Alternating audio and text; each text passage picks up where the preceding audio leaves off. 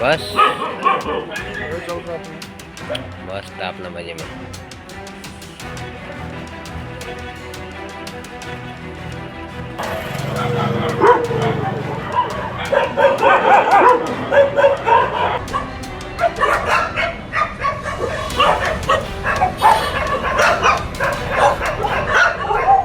आता काय सांगेल, एका चिमुकलीवरती भटक्या कुत्र्यांनी हल्ला केलाय. त्या घटनेमध्ये चिमुकली जखमी झाली. काय सांगाल, एकंदरीत काय घटना होती? दुपारी 2 वाजल्याच्या सुमारास आहे ना ही घटना घडली. मला इथं आमचे गणेश मेत्रे म्हणून आहे, त्यांच्या रूममध्ये सदर मुलगी राहिला आहे. मुलगी खेळण्यासाठी बाहेर गेली असता 5-6 कुत्र्यांनी तिच्यावरती हल्ला केला. हल्ला एवढा निर्घृण होता की त्या मुलीला अक्षरशः चालता पण येत नव्हतं. ती बेशुद्ध झाली होती जागेवरती. स्थानिक लोक तिथून आजूबाजूला पाहिल्यावरती कुत्र्यांचा हल्ला चालू आहे म्हणून ती पळत आली आणि ती पळत आल्याच्या नंतर त्या मुलीला कुत्र्यांच्या हल्ल्यातून सोडून त्यांनी तात्काळ दवाखान्यात लगेच घेऊन गेले आणि तिच्यावरती उपचार केले. परंतु ती मुलगी आत्ता सुखरूप आहे, परंतु त्या मुलीला खूप गंभीर अशी इजा झालेली आहे. तिला नीट उठता येत नाही, नीट बसता येत नाही, तिला झोपता पण येत नाही. एवढी तिची दयनीय अवस्था आहे की आपल्या प्रशासनाने एवढा निष्काळजीपणा करणे बरोबर नाही आहे. आम्ही वारंवार या ठिकाणी स्थानिक नगरसेविकांचा मी मुलगा आहे, मी वारंवार तक्रारी देतो. इथून फक्त येतात, कुत्रे सापडत नाही असं सांगतात किंवा 1-2 कुत्रे पकडले तरी त्यांचं घेऊन जातात आणि संध्याकाळी परत एका कुत्र्यासोबत 10-10 कुत्रे आणून इथं सोडतात. आणि आजूबाजूला इथं चिकन मटनची दुकानं आहेत आणि हे कचरा वगैरे पडलेला असतो, ह्याच्यातून या कुत्र्यांना खायला भेटतं आणि त्या कुत्र्यांची या ठिकाणी उदरनिर्वाह चालू आहे, निवारा आहे, सगळ्या गोष्टी. त्याच्यामुळे ही कुत्री वाढत चाललेली आहे. प्रशासनाने या कुत्र्यांवरती कोणत्याही प्रकारचा निर्बंध केलेला नाही आहे, ह्यांचं निर्बीजीकरण झालेलं नाही आहे. त्यामुळे या कुत्र्यांची संख्या झपाट्याने वाढत आहे आणि हे फक्त पैसे खाण्याचं काम प्रशासनाने केलेलं आहे. ह्याचं कोणत्याही प्रकारची नसबंदी केलेली नाही. नसबंदीत हे पैसे खाणारे प्रशासन आहे. आता गेले 4 वर्ष झालं आम्ही बघतोय हे भरपूर अशी अडचण आहे नागरिकांना. मी इथून मागं पण 4 वेळा तक्रार दिलेली. ह्याच ठिकाणी इथं एक विद्यार्थिनीचं दप्तर फाडून कुत्र्यांनी ओढून नेलेलं आहे. नशीब आजूबाजूला लोक होते त्याच्यामुळे तिथं ते कुत्रे पळून गेले. आता ही मुलगी एकटीच चालली होती तिथं खेळायला बाहेर. तिची वडील कामाला असतात, आई आतमध्ये होती. 2 मिनिटाच्या इन्सिडन्समुळं ह्या मुलीचा जीव जाऊ शकत होता. आता प्रशासन जागा होणार आहे का ह्याच्यावरती त्यांनी लक्ष दिलं पाहिजे. जर नाही जागा झालं तर ही कुत्री पकडून त्या जे पशुवैद्यकीय अधिकारी दगडे असेल किंवा संदीप खोत असेल यांच्या केबिनमध्ये ही भटकी कुत्री आम्ही सोडल्याशिवाय राहणार नाही. आणि केबिनमध्येच नाही तर ह्यांच्या घरी पण आणून सोडू, म्हणजे ह्यांच्या मुलांना चावलं ना तेव्हा ह्यांना जाग येईल, तोपर्यंत ह्यांना काय जाग येणार नाही. मोठ्या प्रमाणावरती CCTV देखील व्हायरल होते. पालिका प्रशासनाचा पशुसंवर्धन विभागात या भटक्या कुत्र्यांच्या बंदोबस्तासाठी कशा प्रकारे प्रयत्न करतोय? काही पथके वगैरे आपण तैनात करण्यात आहे का? कशा प्रकारे कारवाई केली जाते?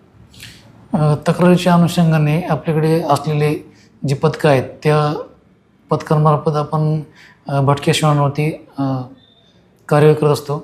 जशी आम्हाला तक्रार प्राप्त झाली त्या अनुषंगाने नेहमीप्रमाणे आम्ही पथके तैनात करून तिथले जे श्वान आहेत आक्रमक ते आता ताब्यात घेतलेले आहेत निरीक्षणासाठी. इन रुटीनमध्ये आपण प्रभागवाईज अशी पथके आपल्याकडे कार्यरत आहेत. त्यामार्फत आपण भटके श्वानांचे लोकसंख्या नियंत्रण करण्यासाठी नियमितपणे श्वानसंतती नियमन कार्यक्रम राबवत असतो आणि त्या अंतर्गत शस्त्रक्रिया आणि लसीकरण करून मूळ जागी श्वान सोडले जातात. तसेच काही आक्रमक श्वानांची तक्रारी आल्या तर पथकांमार्फत प्रत्येक स्थळी जाऊन आपण पाहणी करून श्वानांना ऑब्झर्वेशनसाठी आपण ताब्यात घेत असतो. हे भटके श्वान पकडण्यासाठी आपल्याकडे काय यंत्रणा आहे? ती यंत्रणा काय काम करते आणि शहरातील भटक्या कुत्र्यांची संख्या किती? अंदाजे आपण श्वानांची संख्या आपण नॉर्म्स 3% ऑफ पॉप्युलेशन पकडतो. अंदाजे आपल्याकडे 90,000 ते 95,000 श्वान असल्याची शक्यता आहे. त्या श्वानांचे नियंत्रण करण्यासाठी आपण श्वानसंतती नियमन 2023च्या अनुषंगाने कार्यवाही करून ऑपरेशन्स करून लसीकरण करतो आणि ते नियंत्रण करण्याचं कामकाज करतो. किती पथके कार्यरत आहेत? त्यासाठी आपल्याकडे 4 पथके 8 प्रभागासाठी सध्याला कार्यरत आहेत. 2-2 प्रभागासाठी एक असं पथक आहेत आपल्याकडे. हे श्वान जे आहेत ते भटके आहेत एवढे ॲग्रेसिव्ह का होत आहेत आणि अशा प्रकारे ते लहानग्यांवरती हल्ला करतात? ते काय काळजी घेतली पाहिजे? कशामुळे एवढे हे ॲग्रेसिव्ह व्हायला लागले श्वान? सध्याला जरा पावसाळ्याचे पण दिवस आहेत त्यामुळे त्यांचा तो हीट पिरियड असल्यामुळे तो पण एक रिझन आहे आक्रमक होण्याचं. आणि बाकी मग ते लोकल काही लोकांच्या सोबत श्वानांचे होणारे व्यवहार वगैरे हे पण कारणीभूत असू शकतात. पण एक्झॅक्टली कारण सध्याला तरी काही कळत नाही, पण पावसामुळे होण्याची दाट शक्यता आहे. श्वानांची संख्या वाढू नये यासाठी काय आपण उपाययोजना करताय? आपण श्वान संतती नियमनांतर्गतच ऑपरेशन्स वगैरे करून त्यांची संख्या आटोक्यात आणण्यासाठी प्रयत्न करत आहोत आपण विभागामार्फत. काही गोष्टींमध्ये असं सुद्धा निदर्शनात आलं आहे की हे जे श्वानप्रेमी ते या भटक्या कुत्र्यांसाठी मांसाचे तुकडे वगैरे आणून टाकतात, त्यामुळे देखील या श्वानांचा जो स्वभाव आहे तो ॲग्रेसिव्ह होताना दिसतोय. त्यांच्यासाठी काय फीडर वगैरे किंवा त्यांच्यासाठी काय गाईडलाईन वगैरे नियमावली काय आपण सांगतोय का? त्याच्यामध्ये शक्यता नाकारता येत नाही आक्रमक होण्याची, कच्चे मांस वगैरे खाल्ल्यामुळे.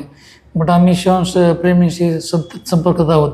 त्यांना आम्ही अवेअरनेस करतो की जे काही रेग्युलर फूड आहे किंवा जे मार्केटमध्ये श्वानसाठी उपलब्ध फूड आहे तेच फूड तुम्ही दिलं तर श्वानांची जी गोष्टी घडत आहेत त्याचं प्रमाण कमी होईल, यासाठी आम्ही प्रयत्न करत आहोत. त्यांना आपण काही नोटीस वगैरे बजावणार आहात का? जर त्यांनी जर या जे तुम्ही गाईडलाईन त्यांना सांगता त्यांचं उल्लंघन केले तर किंवा कारवाई वगैरे काय केली जाणार आहे का? आणि त्याच्या अनुषंगाने आता सध्याला फीडिंग स्पॉटची कार्यवाहीची गोष्ट प्रस्तावित आहे, त्यामध्ये अजून पूर्ण झालेलं नाही त्याबाबत. आपण या भटक्या कुत्र्यांचा बंदोबस्त करण्यासाठी काही शेल्टर वगैरे उभारण्याचं काय प्रस्तावित आहे का? कारण मान्य सर्वोच्च न्यायालयाच्या अनुषंगाने कार्यवाही करण्यासंदर्भात आपण 4 ठिकाणी प्रस्तावित केलेले आहेत भटके श्वानांची श्वानगृहासाठी, डॉग शेल्टरसाठी. त्याची कार्यवाही प्रस्तावित आहे महानगरपालिकेत.